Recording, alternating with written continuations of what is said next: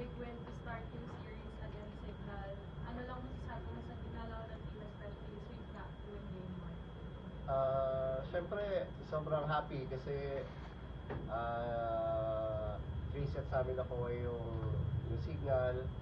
Malaking benefit kasi 1 day preparation lang for Thursday's game, sa game 2. So makapag-rest kami ng maganda. Then makapag-trading kasi hindi pa naman tapos yung laban. So syempre, big advantage sa amin. Trabahuin namin bukas sa ensayo yung mga lapses namin, then back to square one na naman. Kasi ang Signal din naman talaga bibitaw yan, kaya ka nasa final sila. So hindi kami pwede magkampante. Gemma, nung qualifying round and series, natalo kayo ng Signal, but this time, ang laki ng bawi nyo in game 1 of the finals. Siguro paano lang pa nag-shift yung mindset heading into this match para makuha na naman? Ilan na ito po? 5? Best of 2, diba? Anim na. Apat na. Ay, pang-4. Pang-4 pa lang. Sa apat na yun, 5 sets, tapos as in talagang ang haba ng rally, dikit yung points. So, sabi lang sa amin talaga ni coach, kung kaya talagang matapos yung isang point ng 30 seconds or 1 minute, ilalaban namin. Kasi yung Signal hindi din talaga sila basta-basta kalaban. So kami, mas sinaga namin yung game na. For Von, how does it feel on the game back in the finals, yung atmosphere, and ayun, eventually nakuha niyo yung win against Signal State? Una-una, syempre, sobrang happy na makabalik ulit sa finals. And sobrang happy din na nakuha namin yung game 1 ngayon. Pero sabi nga ni coach, hindi pa tapos yung laban. So, one day prep before game 2. So, yun, hindi kami pwedeng makampante kasi nga, given naman dun sa mga past game namin against Signal, sobrang tiyaga din talaga nila. So, talagang tatrabahuin pa namin para makuha din namin yung next game. Gemma, yun nga maganda yung naging laro mo ngayong game. At siguro gaano kalaking bagay yung taon-taon nasa finals din yung Dreamline na ginawa kang ganitong classic player pagdating sa ganitong big stage.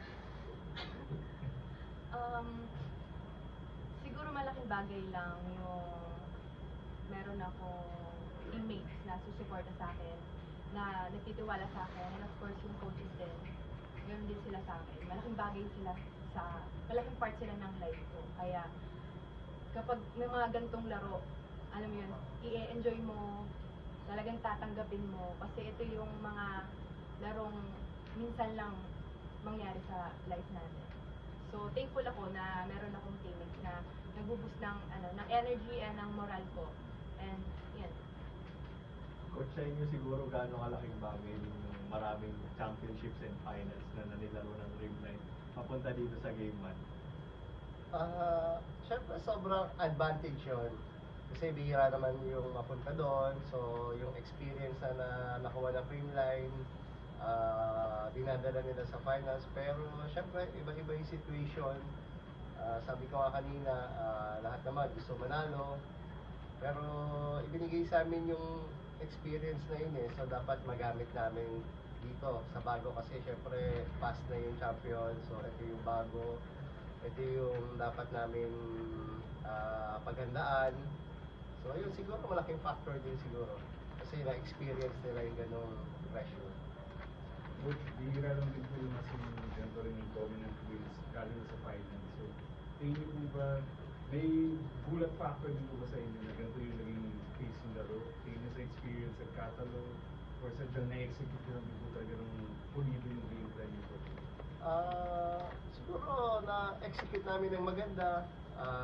Yung mga players, yun nga, yung chemistry nila talagang tumataas pa. Especially Gian, nakakabalik lang din sa amin. Siguro yung time na para mag-gel is nandito ngayon sa finals. Pero sa game 2, syempre ibang situation naman yan eh. So talaga magpe-prepare kami ulit na 1 point at a time kasi sa tingin ko ang Signal ganun din yung mindset nila, talagang per point din talaga. So ayun, Medyo surprise po kayo sa siguro kasi sa 4 games namin, ngayon lang na 3 sets eh. Kasi kami, naka-set naman kami nung last time. Siguro, nagulat din kasi 3 sets tapos yung third set medyo malayo yung score. Pero siguro hindi na advantage yun sa game 2 eh. Siguro bagong laban na naman sa game 2. Gemma and Pons, tingin niyo ba yung team na may championship mode kayo? Kumbaga, may something bang iba sa laro niyo kapag finals kumpara lang sa eliminations or mga earlier games sa isang contest?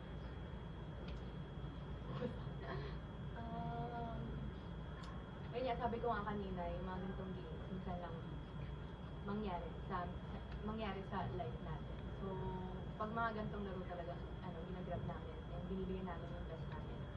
Kasi ito na yung, last game na to ng season. So, iisipin mo din yung mga pinaghirapan nyo nung kabuuan ng season, yung pagod, ganyan. So, kami pagdating sa mga ganitong padulo na talagang mas bibigay namin yung 200% yung bawat isa. And mas eager kami magtulungan, ganyan, and mag-remind sa isa't isa na one point at a time, and matatapos namin to ng game na to na sama-sama kami. Same question. Ayun, siguro iba talaga pag finals yung labanan. Kasi yun nga, ayaw namin din talaga na masayang yung sacrifices namin, yung effort namin since nag-start yung training. January 2 pa lang, bumalik na kami para mag-ensayo for this conference. Daming struggle ng team, hindi naging madali para sa amin yung conference na to. So ngayon na nasa finals na kami, sobrang gusto namin i-grab yung opportunity na meron kami. So yun, kaya siguro din yun yung maganda naging result ng laro namin ngayon. Pero yun nga, hindi pa tapos. Sa trabaho pa kami and tatrabawin pa namin ng mabuti. Coach, 12 errors lang kayo today. Satisfied ka naman? Sobrang satisfied din sa kasi kung i-score lang for kada set.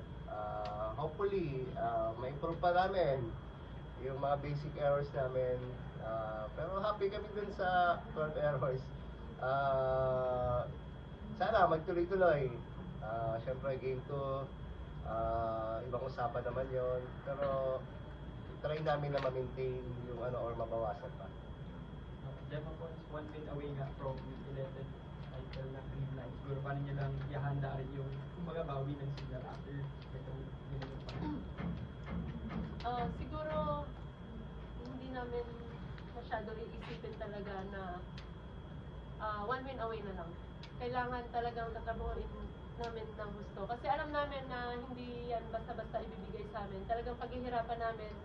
Although isang araw lang yung preparation, siguro magiging mindset talaga namin yung pinaka-importante na hindi kami maging complacent coming into the game 2 and mas talagang trabahuin pa namin na every point. Kung mahaba yung patience namin this game, mas habaan pa namin sa susunod and mas tatrabahuin pa namin. Siguro magiging lang kami, signal kasi lagi silang hindi sila nagsistick dun sa first six nila, lagi silang may changes sa game. So, yun nga, haba naman yung pasensya namin and ready kami sa mga babaguhin ng signal sa game 2. And siguro yun, lagi naman namin sinasabi na one day lang ang preparation, so kailangan namin maka-recover agad talaga ngayong gabi. And makakain ng maayos at makatulog. Then balik kami ng training, game 2 again.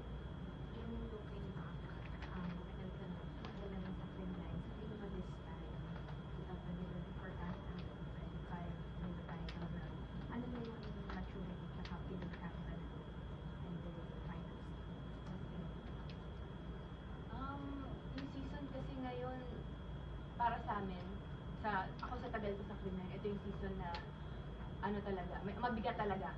Kasi nag-level up na yung ibang teams, talagang nag-build sila ng players, and parang kami minsan kine-question na namin yung isa't isa kung aabot ba kami sa dulo. So, parang ngayon mas gigil kami talaga manalo kasi iba yung feeling ngayon pag nanalo kami. Pag nanalo kami ngayon, pinaghirapan talaga namin yung game to. Thank you. Thank you. po. Okay, let's go. Let's go. Let's go.